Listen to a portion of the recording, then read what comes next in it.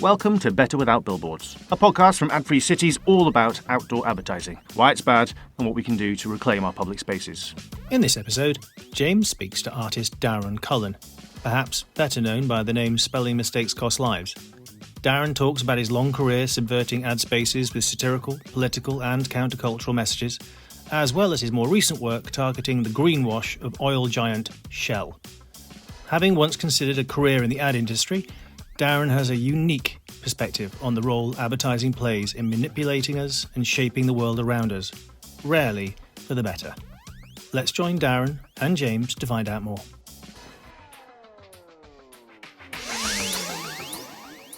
Darren, thank you for being here. Thanks very much. Thanks for having me. I wanted to start by kind of going back into the mists of time because, correct me if I'm wrong, but didn't you start out with a desire, with an intention to actually go into the advertising industry? Yeah. I mean, that was, I guess, that was my way of, I guess when I was a kid, I was very interested. I'll tell everyone that I wanted to be an artist, like aunties and uncles. They'd say, "Oh, what do you want to do?" And be like, "Oh, I want to be an artist." And they'd be like, well, yeah, but realistically, what do you want to do? Kind of thing. What are you going to do to make money? Kind of thing.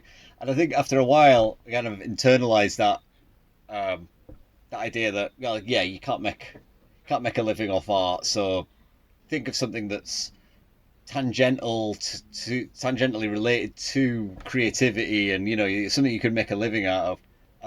And advertising, graphic design initially, and then advertising became the thing that I went towards, which is interesting. Actually, I was thinking about this how, whenever I told aunties and uncles and my parents that I wanted to be an astronaut or a Formula One driver, they never said be realistic. But when I said I wanted to be an artist, they were like, "Well, hold your horses." So I went to art college in Leeds initially, and then in Glasgow for the degree. And it was in Leeds, it was like a graphic communication course, and one of our tutors had worked in advertising as a copywriter, and really kind of got us quite excited about the idea of becoming advertisers. Really, I think I wanted to be a copywriter, which is a kind of confusing term. It just means someone who writes copy, which is another word for text. Just these things aren't immediately obvious because it sounds like it's something to do with copyright legality or whatever. Yeah, exactly. But and I just wanted to come up with ideas for a living, really, and it was through that course really that I learned how to come up with ideas, because they're very because advertising needs to generate ideas.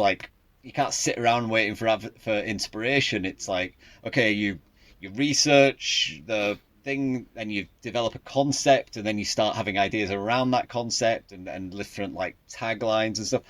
And so later, when I was at art school in Glasgow, and I started to kind of be introduced to better politics for a start than I had previously, and started to see and read and watch critiques of advertising and consumerism and the whole awful machinery of society as it's set up. I started to realize, well, this is actually a terrible way to make a living, and I don't know if I would be able to live with myself.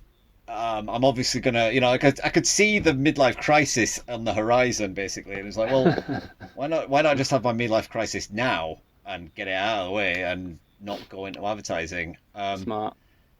And so yeah, but the decision was sort of made for me as well, because after 2 years on that course in Glasgow, it was visual communication at that stage, where it was which basically just a broad term for commercial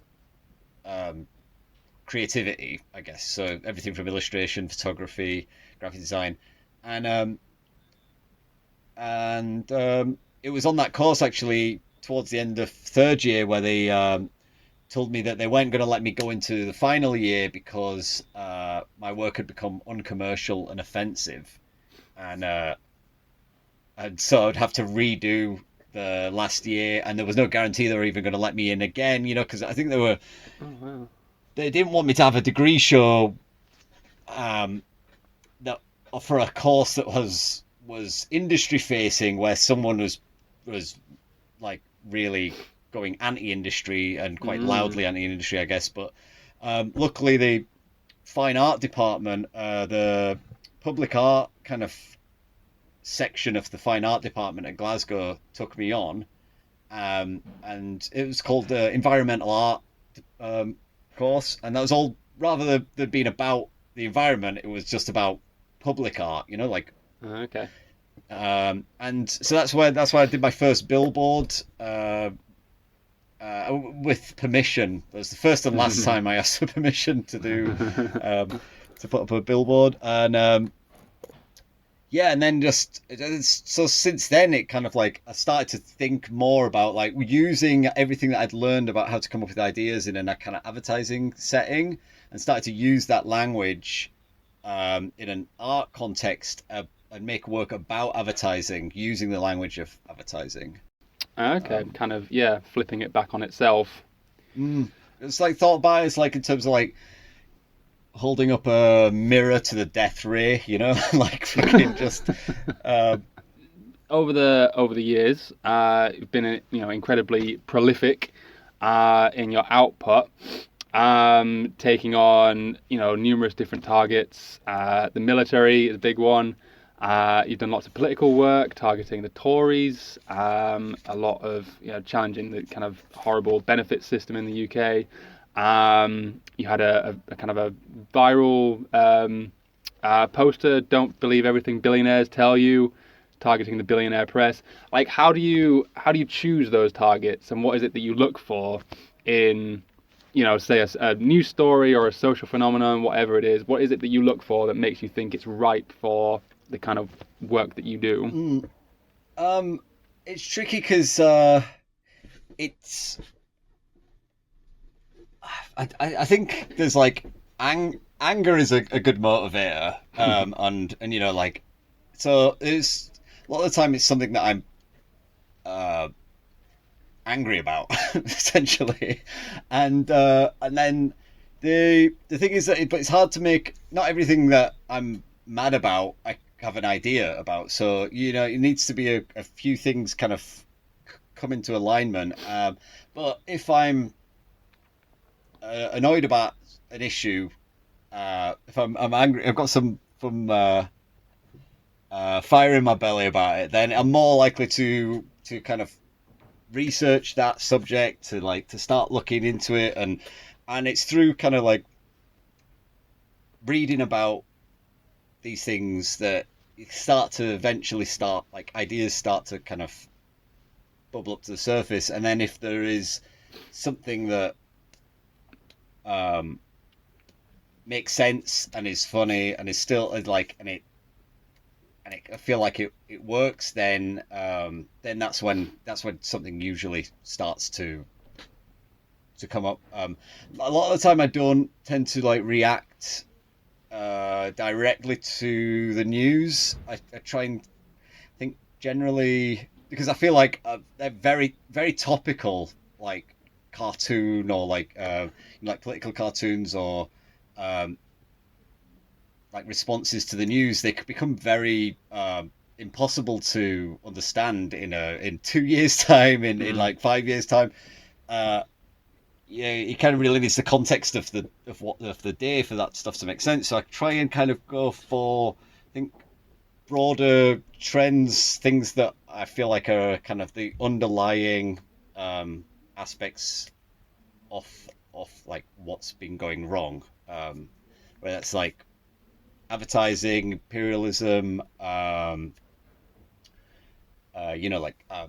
recruitment and things like this. It's just so, but generally, for me to kind of go ahead and make something about it, I need to be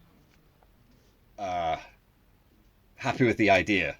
So it all kind of comes out of the idea, really. And I mean, a lot of what you do is, work like subvertising. So that's kind of reclaiming advertising space in a sort of artistic way, such as on a billboard, London tube train adverts, and your work more broadly, like the Hell bus that we'll talk more about in a bit. What it all has in common, or one thing it all has in common, is that it's outside, right? It's an intervention in public space, like rather than being artwork in a gallery or just hiding away online. I mean, why is it important to you to be outside, to be in public space? Yeah, I think it's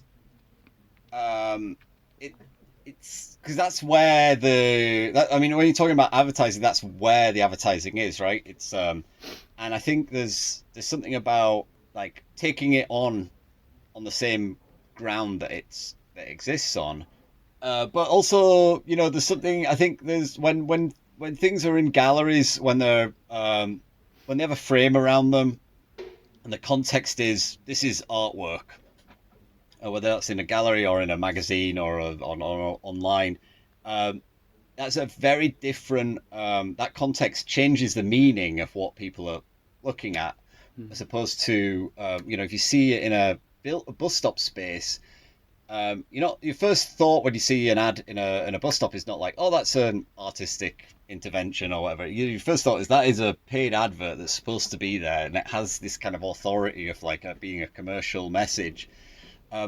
So I think that was something that when I got kicked off that course at Glasgow and I went on to the fine art, environmental art course, one of their mantras was always the context is half the work, by which they mean the meaning of the work is 50% of that comes from the context. So by taking over these billboard spaces, or these advertising spaces generally, you take on some of that. The authority of that advertising space, and I think it has a very different way of people engaging with it, essentially.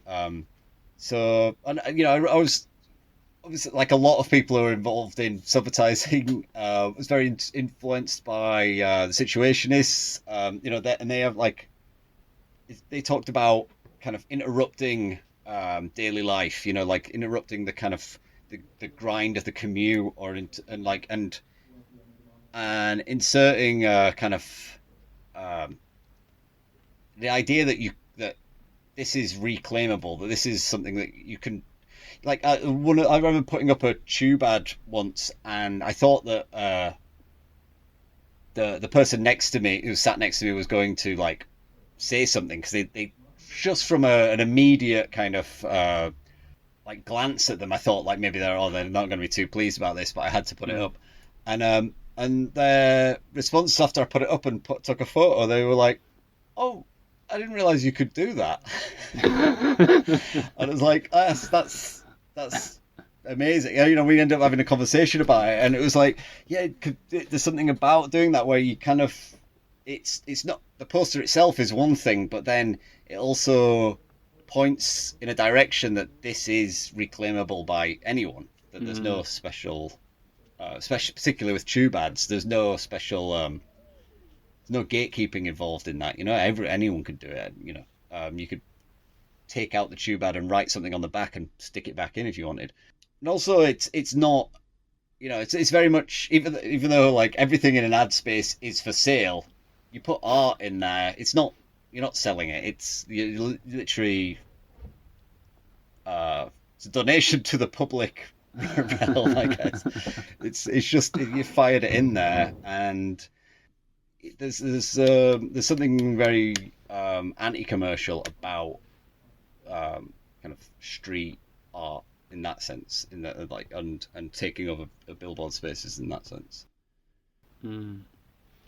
Yeah, and I suppose like it is true that outdoor advertising kind of has almost like a power, like in a way, just the fact that it's there and it's physical and it seems so untouchable, but actually it's, of all kinds of advertising, it's probably the most accessible to intervene with in some way. whether that's subvertising or whatever it might be. I probably should say Ad-Free Cities, of course, does not condone any illegal activity, and we don't encourage people to do these kind of activities, but we recognise that some people do, and that's fine as well. So yeah, I mean, in terms of your own experience of doing these kind of subvertising projects, like, I mean, you've mentioned one already of that kind of story on the tube. Any other like interesting kind of or exciting incidents that have happened? Have you ever been arrested doing it? Have you ever been challenged? I've never been arrested. I don't think anyone, as far as I'm aware, has been arrested in the UK for subvertising. I know other artists in Italy, Ogre and Double Y, got arrested for blasphemy over over stop ads. But and I think in Poland too, I've heard of arrests there. But in the UK, I think it's a very low priority. If you want to call it crime, I would hesitate to say it's even a crime, because it's if anything, you're not damaging anything everything's transitory in an ad space. You know, those posters only go in there for 2 weeks anyway. So you damage it or take it away, you're not damaging something that is kind of solid property. I think so. Generally, I think the police don't see it as a criminal activity. I actually was in 2017. I did an anti-Tory campaign in bus stops around London, and the Evening Standard got in touch with the Metropolitan Police and asked them if they were going to take any action, and the Met Police responded that no, they didn't see any criminal activity that had taken place. It was nice to get that in writing. I don't know if it would stand up in court, but the thing is that it was quite interesting with replacing bus stop ads and stuff like that, is that when I was introduced to it by Special Patrol Group, who are like kind of anonymous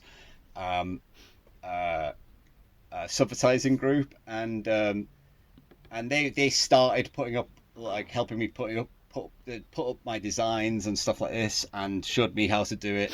And one thing that they said, which always stuck with me, and I always pass this on, like, whenever I'm showing anyone else how to do it, is that, when you first start doing anything like this, it feels very dodgy, or like, you're kind of very aware of, like, you think that everyone's watching you in the street, and but the thing is that it feels illegal to you, but to everyone else, it's someone else's job. This is just someone's job that they're doing, replace these posters. So you get into that mindset and go, like, especially if you're wearing high vis or something like that, then and you get into the headspace that, this is just my job. If I get challenged, then I'll be like, I don't know, mate. If they don't just.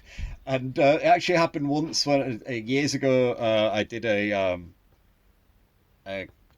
campaign about Trident submarines and the nuclear submarines, and because I'd found some research looking at the survivability of Trident submarines in a nuclear war, essentially, and it was they're basically like all the nuclear assets in a nuclear war, and like the rest of us, they're all not expected to survive a nuclear war. So I thought, well, then that makes the crew of a nuclear submarine suicide bombers, and it was quite interesting that we, when the soldiers and seamen on our side are sacrificing their lives, that's heroic. When our enemies do it, that's barbaric, and they don't care, they don't love life like us, blah, blah, blah. So I thought it'd be quite interesting to do a Royal Navy recruitment poster saying, become a suicide bomber, join the Royal Navy, and man one of these submarines. And whilst I was just finished putting up the poster in a bus stop, this security guard across the road was like, "Oi, what's that? What are you doing?" And my mate who I was with just turned around and was like, "I know, mate, it's mad, innit? like they just tell us, but they just give us something to put up, and like, and that was like this funny thing that actually came out of that project is that the National Museum for the Royal Navy actually got in touch with me about a year later, asking if they could have a copy of the poster for their collection, and they asked me how much I would like for the poster, and I said, well, I don't know how much I could have charged them, but I just charged them 130 quid because that was the price off all the printing that went into that campaign. So, because I just really like the idea that the National Museum of the Royal Navy paid for an anti-Royal Navy subvertising campaign. Yeah, it's brilliant. So to kind of bring it back to this idea of advertising as almost like a cog in the machinery of, the hell that is modern life. In the show notes to this episode, I'll include some links to some of your work, and there's one that really kind of sticks in my mind, like your version of a bleach advert, which has a caption something like using a mother's love to sell bleach, or something along those lines. Yeah. So I just wonder, like, what, if you could talk us through a little bit, like, what is it that advertising is doing to us, and what tactics and techniques does advertising use to manipulate us to get its own way, basically? Yeah, well, that poster, it was like the line was advertising takes a mother's love for a child and uses it to sell bleach, and it was about that, the way that advertising inserts itself between human relationships. Like I think I was like trying to get at this thing, when you see adverts I saw an advert for McCain's roast potatoes, I think it was, in the street, and it was like, and it had a family round the table, and a nuclear family, and they were like, oh, it's this like very homely setting, and it was like, I can't remember what the tagline was, but it was heavily implied that it was not a real family dinner unless it was McCain roast potatoes. Yeah. And it's like, if you examine it for more than a second, that's obviously garbage. It doesn't matter where the potatoes come from. It doesn't matter if you eat potatoes. The act of you getting together is what makes that experience. It requires no brands or anything like that. And the thing is that's happening all the time. Like, whether we clock it or we don't, is that it's this, and I think it's really insidious, this thing of like advertising inserting itself between personal relationships, between our relationships with even things that we like, music that we love. Like you might love a song, and then that song. And maybe that song has a lot of meaning to you and your life, as something that happened or whatever. And then that song will get used in a jeans advert, and now it's just a jingle to sell jeans. And like, I feel like advertising kind of debases and devalues almost basically everything that it touches, and it cheapens things like. And so that's what I was trying to get at with that poster. But I think like it's almost hard to kind of quantify the psychological damage that the advertising does, because I think it's operating on parts of our psyche that I don't even know if we're certainly not aware of what's happening as it's happening to us.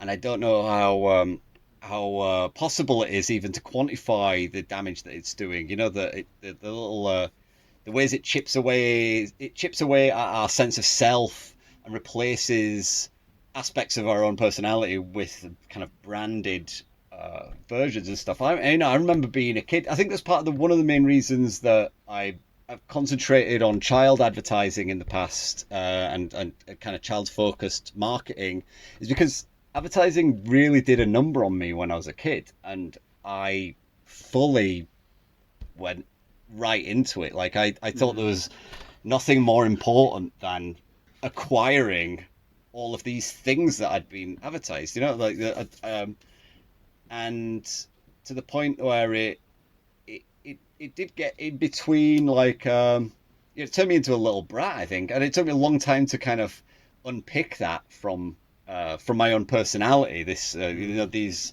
assumptions and that's like I had the luck and the time to kind of to be able to unpick that, which it's not available to everyone either. But yeah, I think, like, when I've thought about this before in terms of, like, I think it's I wonder if it's possible to I don't think it is possible, but just thinking about the body count of advertising, like if you were to actually try and kind of quantify the number of dead that from that advertising has caused through like anorexia, bulimia, like obesity, all the health complications, and you got crime, like I think advertising drives crime through primarily through inequality, but then also through like a desire of things that are out. You're being shown things constantly that you can't afford. Mm-hmm. And then before you even get into all the health complications and of things through, like, poor diets and stuff like that, and just status anxiety and things like this. So, like, yeah, I think that's why I often say I think it's I think advertising is the worst industry on the planet, because if you can think of a worse one, then advertising promotes that industry. So, like, and I think advertisers, because the people who work in advertising, and I know I have friends who work in advertising, most of them are trying to get out of it somehow. They're not like true believers or anything, but I think there's an assumption that the people who work in advertising, that they're not as bad as, say, someone who works in tobacco or the arms industry or whatever, because they're creative and they work in a lovely office and everyone that they work with is lovely, and but when you actually dig down to what it is that they're doing and what their job entails and how it gets results and what those results are, I think we kind of need to remove the social license of advertisers, as well as before we get onto, like, fossil fuel companies and stuff like that. It's like I've responded before I got a request to do a talk at an advertisers some kind of convention of advertising people, and they were like, "Oh, come along and tell us, we want you to, like, kind of read us the Riot Act kind of thing and tell us why our industry is bad."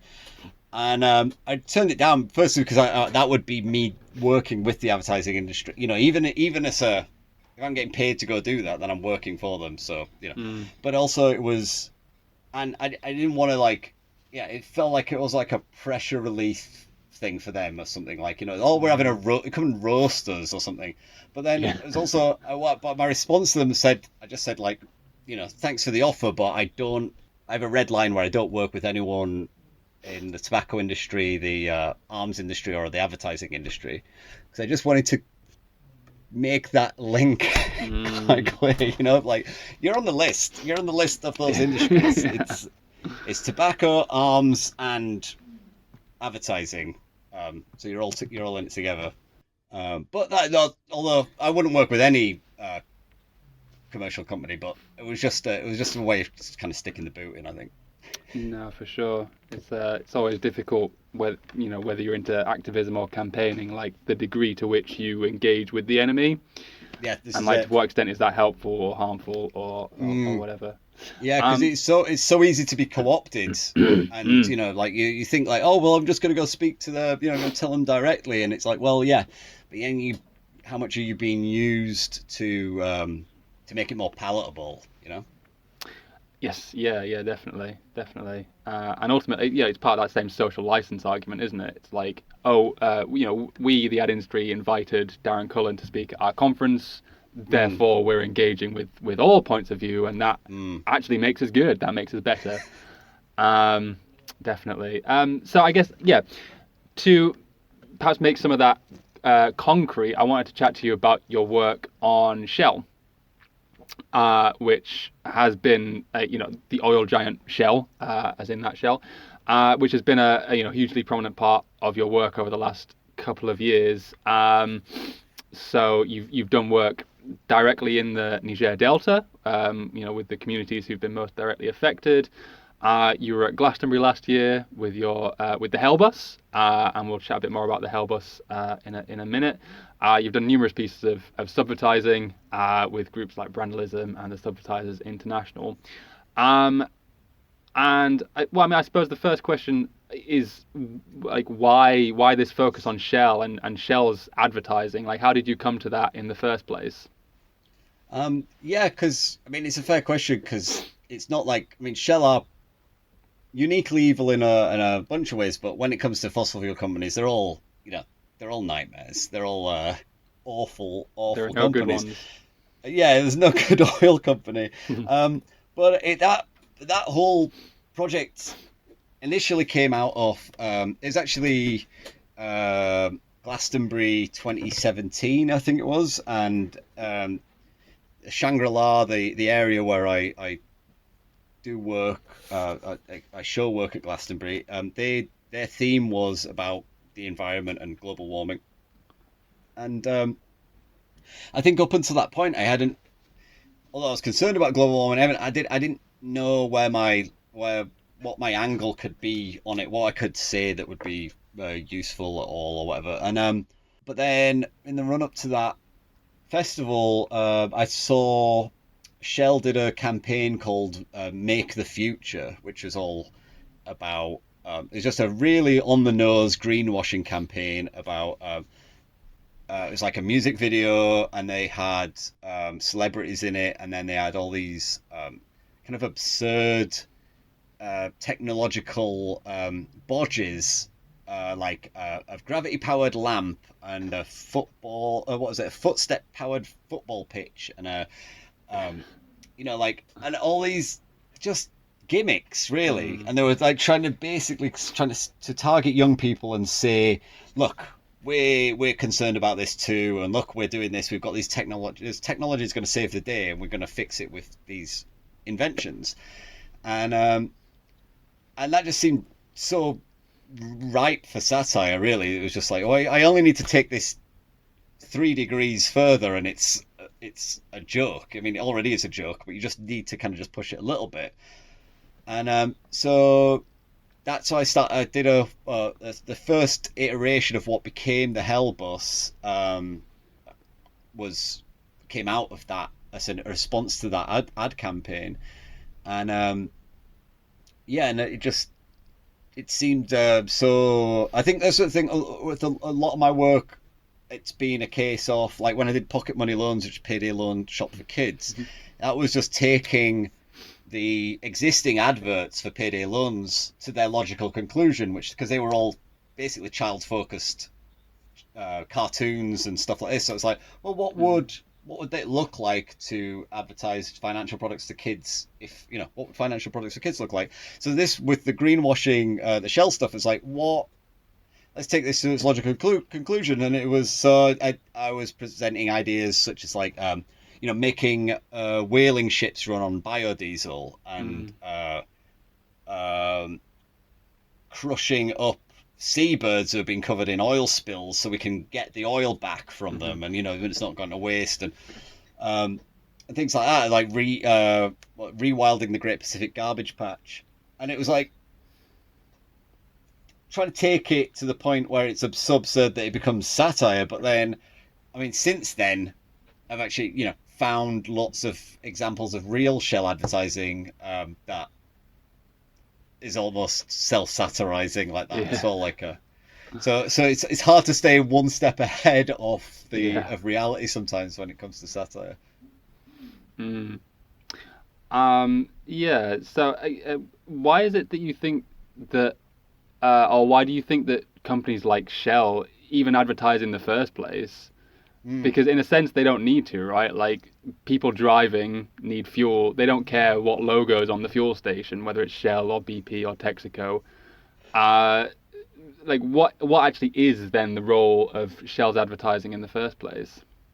Yeah, that's interesting, that, actually, because because the thing is I've heard this in relation to Coca-Cola. Actually, I think it was in the 80s, maybe it's the 80s, that the Coca-Cola had such a large market share that they cut back on their advertising spend, because they're like, we're Coca-Cola, everyone knows who we are. Like, why do we need to tell anyone else? Like, why do you have to keep banging on about it? And so they stopped spending as much money on advertising, and their sales went down. And so it's such a kind of core part of what keeps everything running, and like but I think more importantly for things like fossil fuel companies is that they're not necessarily even just advertising to you to make you go to the petrol station to buy their stuff.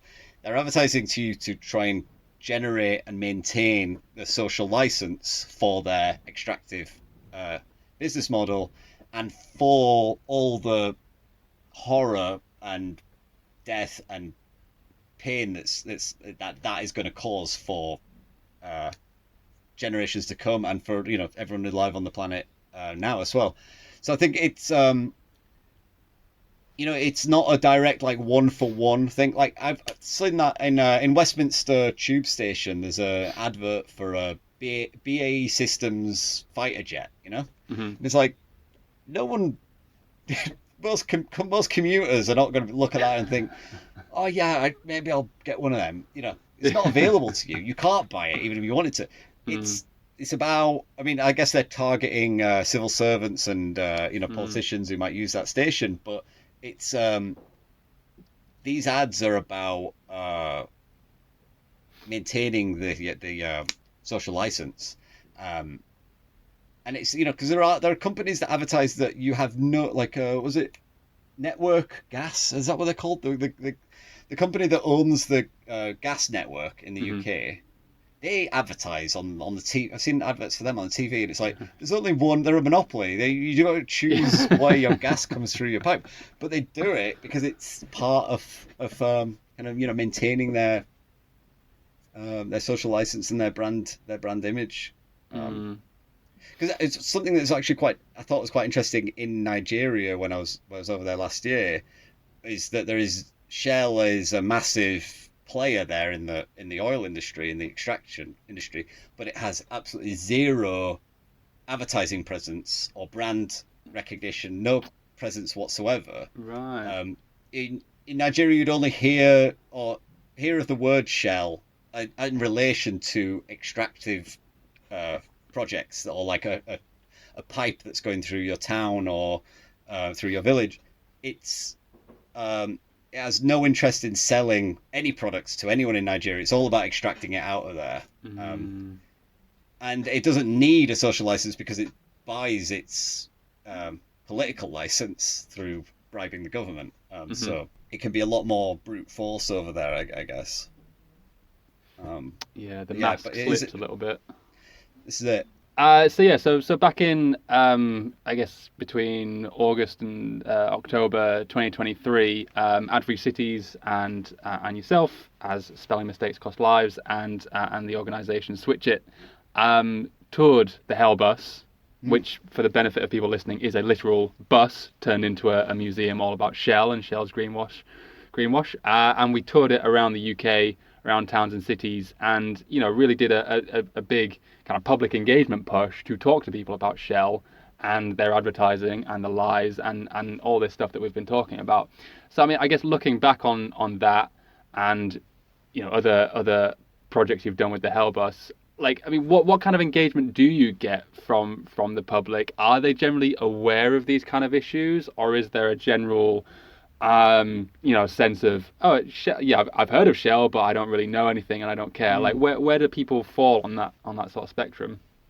It's been interesting actually, because we get quite a range. So there's people who come on who are climate activists who enjoy it because it's it's speaking to a lot of, it's kind of distilling or packaging up a lot of the things that they've been talking about into one kind of thing. But then you still get like people saying, "Oh, I didn't realize about, I hadn't seen this particular thing," or like, I didn't realize they were doing that.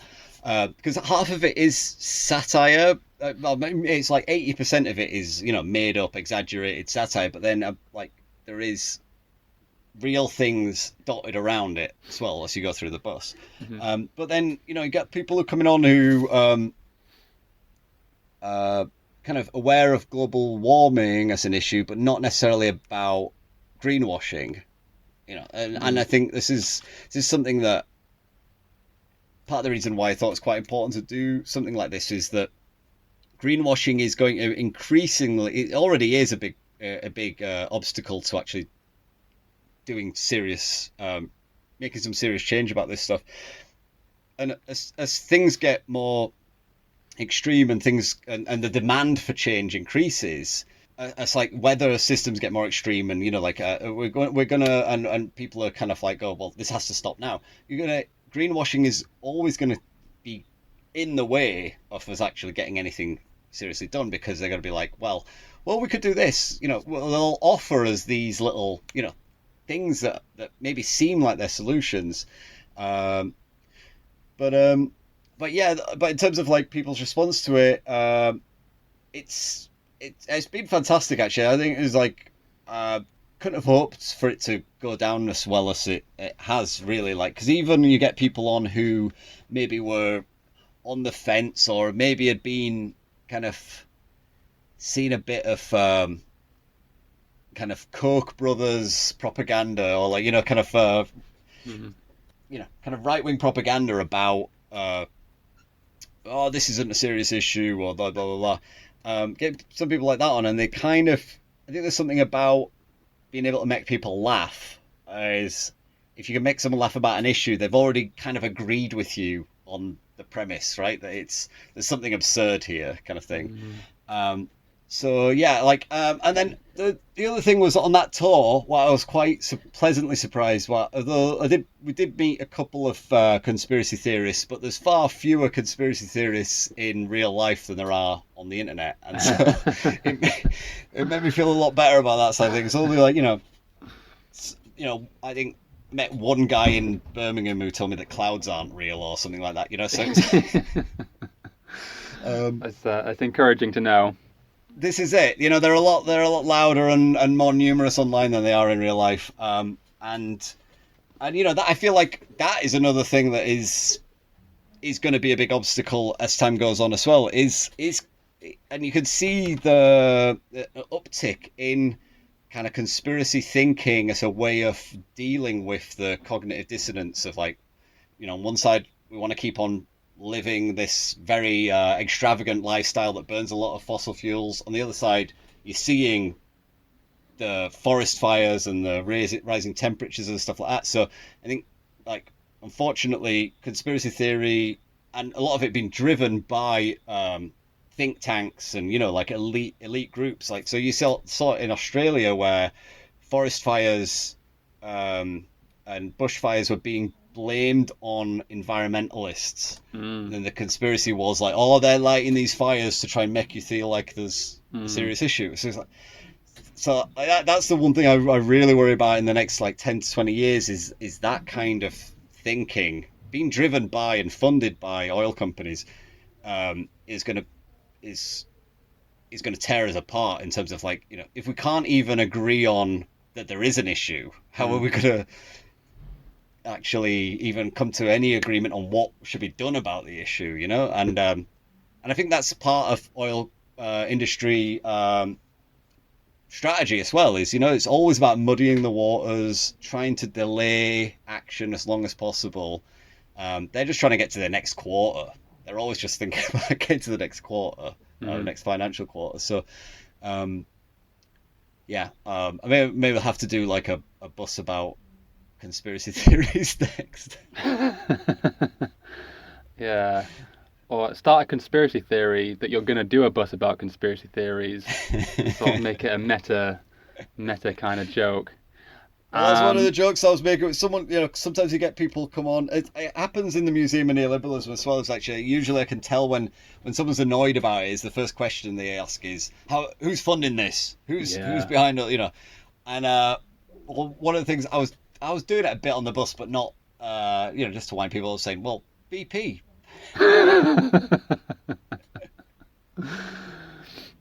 So you did have a bit of engagement from Shell, right? Didn't they send a cease and desist order?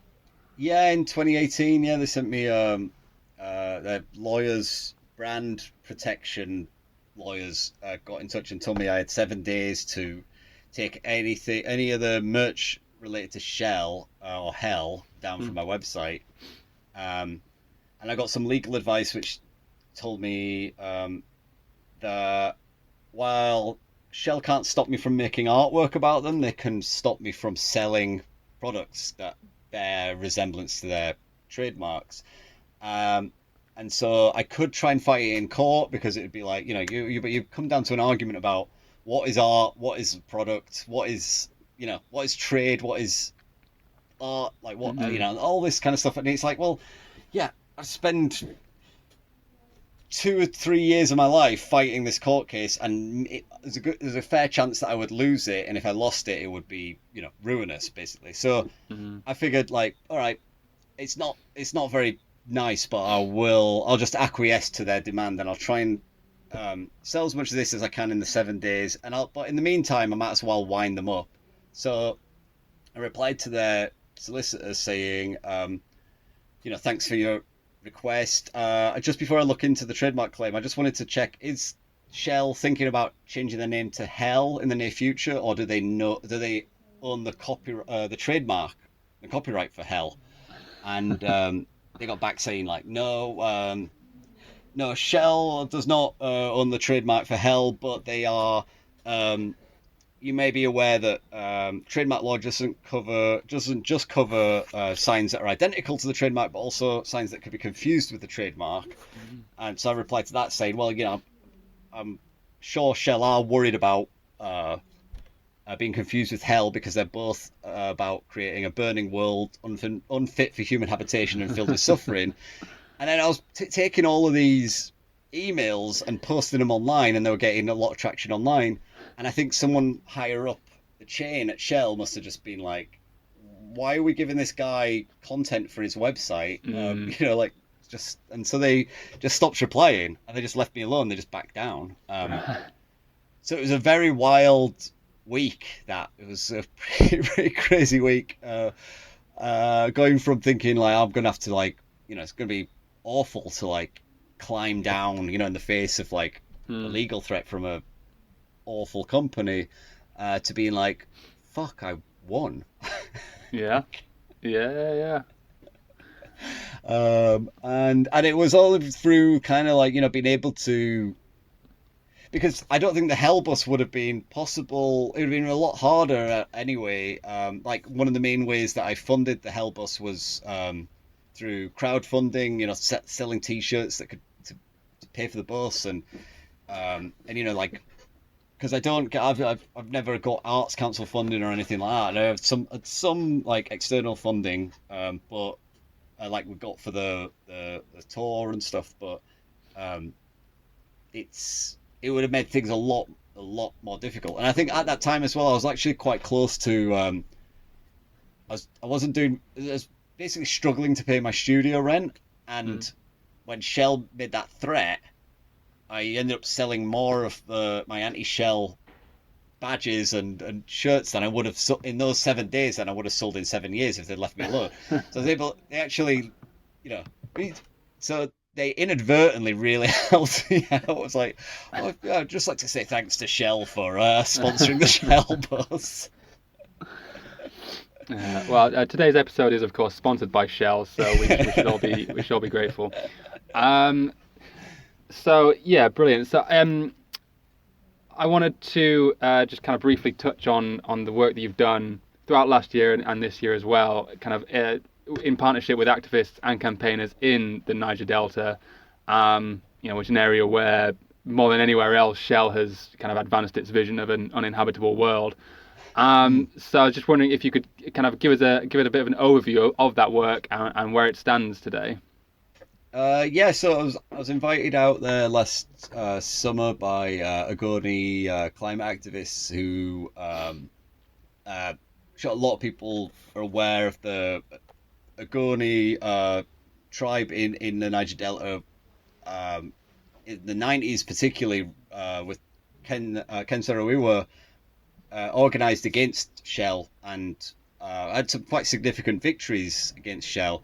But they were ultimately, at the request of Shell, the Nigerian government framed the leadership of the movement for murder and had them executed, and then murdered thousands of Ogoni people in reprisals. And so, like, they're a community who has been absolutely ravaged by this company. And so when I went over there, it's they were organised a group called Leke Development Foundation. They run by Ogoni people, and they had invited me over there for they were putting on the first climate change conference in the Niger Delta, and as part of that, we went out to see 2 oil spill sites, because this was in Port Harcourt, and these 2 sites were like within half a day driving, well, not even that far actually, from Port Harcourt. And then so it's the first time that I'd actually ever seen an oil spill. I guess it was. I don't think I was prepared for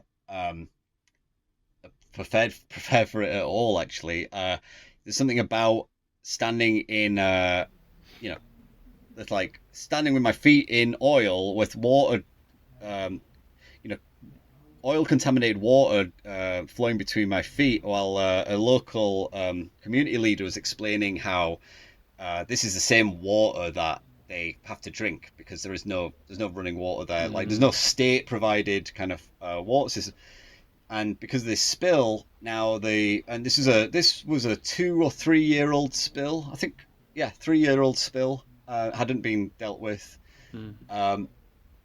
And he's saying how, like, local people just scoop the top layer of oil off the water and boil the rest, and then just drink it and hope the best. And so, in Niger Delta, he was saying how if they dig water wells, what comes out of the water well is oil, and that's why you have in the Niger Delta is the life expectancy is around 41, which is among the lowest. I think it is the lowest. There's no other country on the earth that has a lower life expectancy. I'm not sure about like regions because this is it's a region, not a, so and there's just something about like. Even when we went in an oil spill site, the air is just permeated with, you smell petrol everywhere. And, it's in the soil, it's in the water, it's in the air, and it's just this absolute nightmare. And then, so it's really inspiring seeing and meeting so many people out there who were organizing and have been organising for a long time and building off the work of like Ken Saro-Wiwa and really taking Shell on. And they have like, Shell are now trying to extract themselves from Niger Delta. They're trying to sell their operations there. Partly, I think, in a large part because it has become a problem for them. Like it's something that people there's quite a lot of awareness out there, I think, about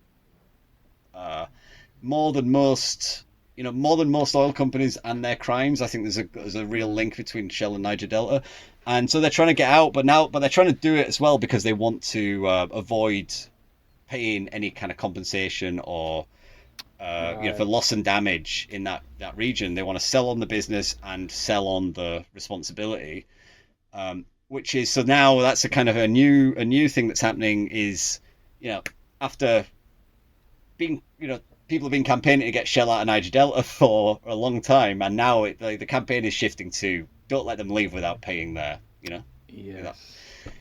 So that's something I think a lot of activist groups over there concentrating on loss and damage as their demand, for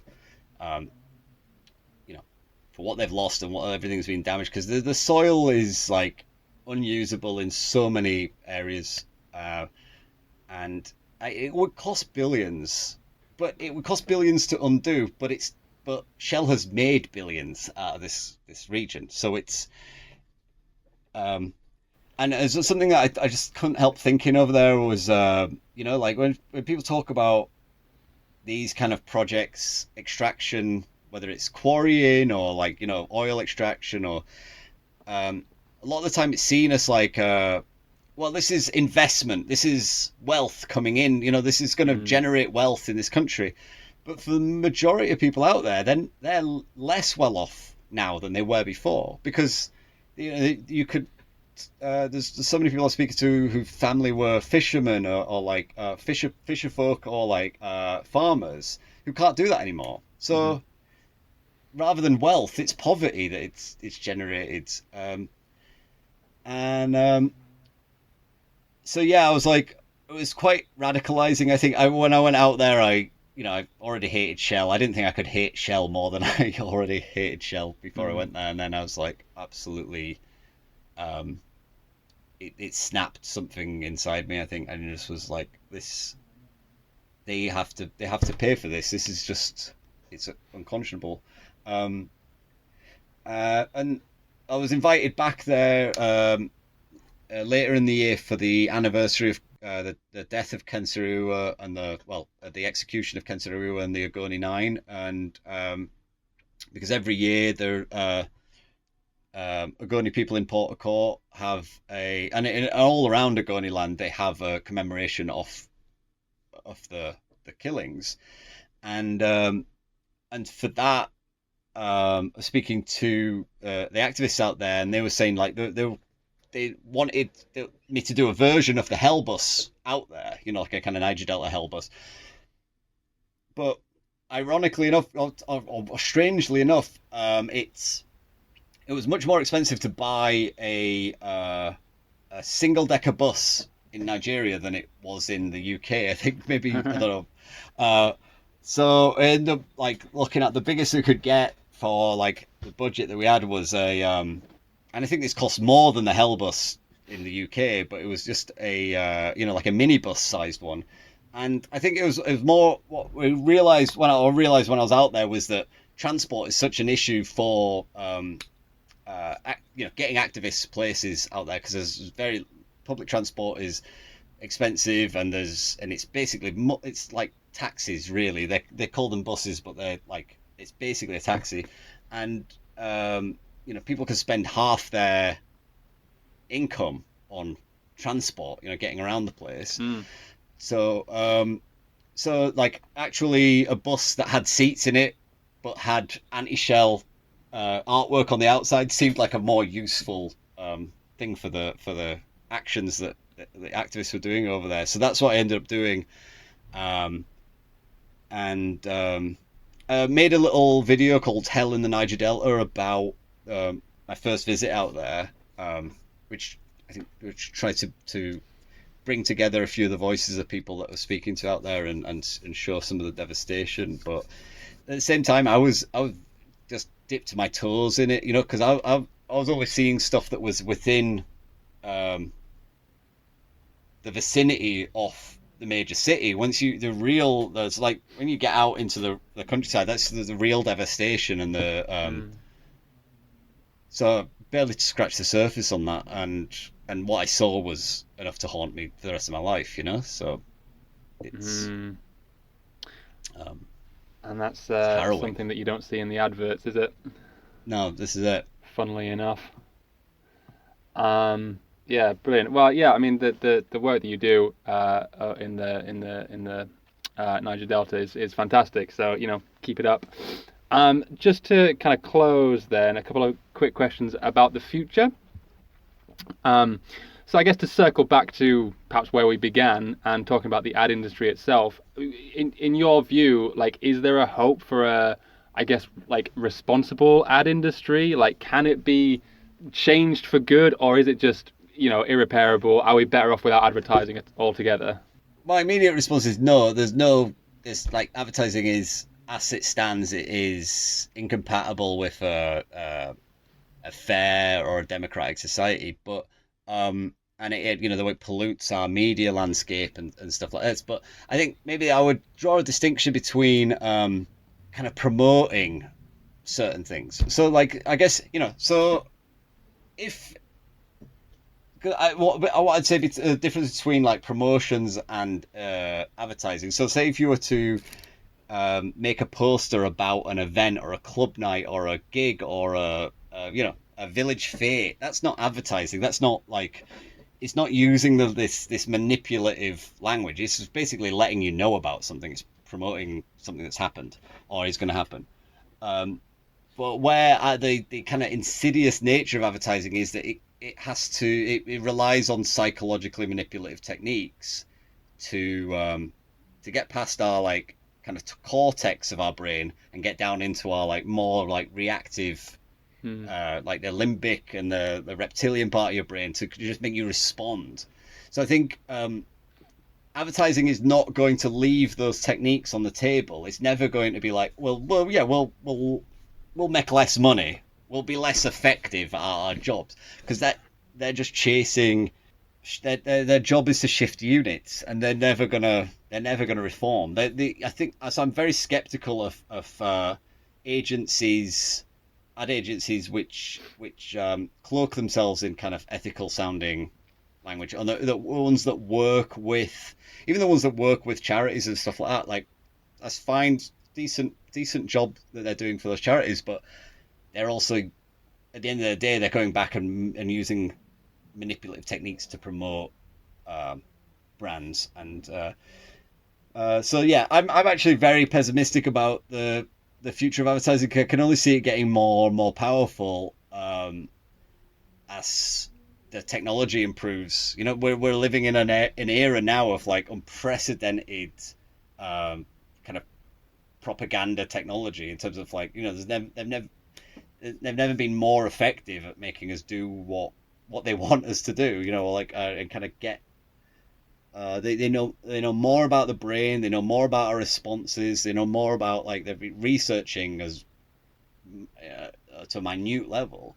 So I worry about what's that like in 50 years time, what's that like in 100 years time. Do you have free will to any substantial degree in a society where you have essentially it's thought control. They're brightly coloured posters and little miniature films, but they're designed to control your thoughts. And so I'm terrified about what that looks like, and what it looks like after a generation of children who have been subjected to this technology.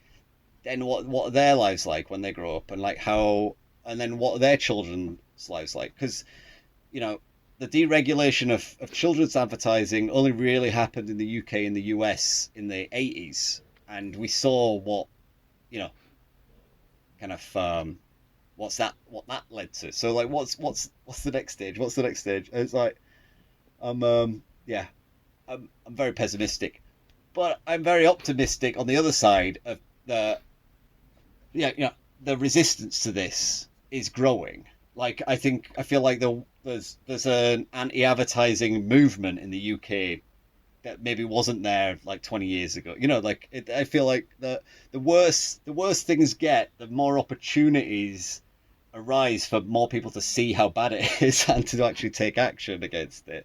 And people are like, and there's so many different ways to actually resist this stuff. Like, it's not just like me and other people do subvertising. Ad-free cities use objecting to planning permission of ads and stuff like that, like, and doing reports about the harmful nature of advertising and stuff like that. It takes like so many different ways of attacking this and kind of coming at it and raising awareness about how destructive advertising is. Because I think this is a fundamental flaw in our media, is because our media can never fully explain to us the danger of advertising, because it is funded by advertising. So you're never going to see, you might see some articles in the press going like, is this type of advertising, or is this one advert gone too far, or something like that.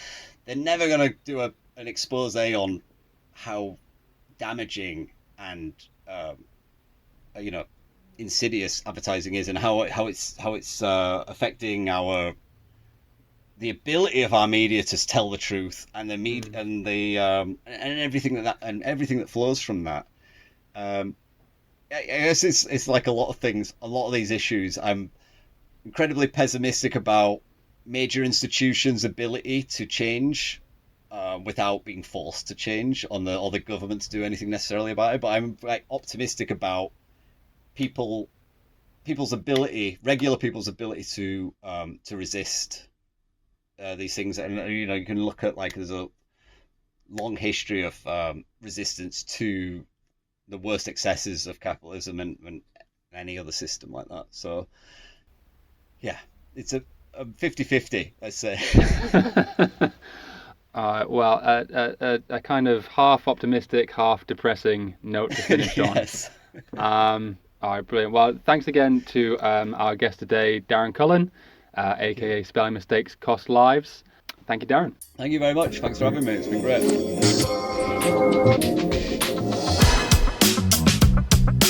If you've enjoyed today's episode, then please subscribe, and if you can, please share this podcast with a friend or two. To find out more about Ad-Free Cities' work, head to adfreecities.org.uk or find us on Twitter and Instagram at @AdFreeCities.